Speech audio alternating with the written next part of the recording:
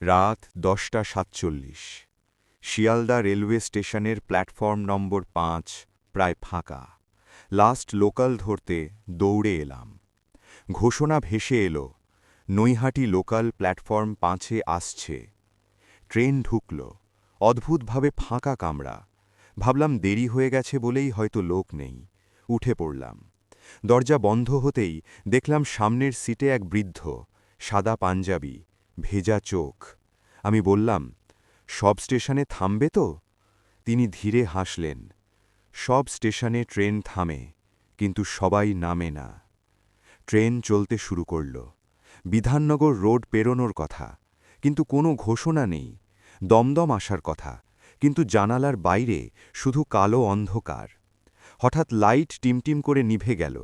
অন্ধকারে বৃদ্ধের গলা, পরের স্টেশন, শেষ স্টেশন। ট্রেন ধীরে থামল, দরজা খুলল, বাইরে শুধু কুয়াশা।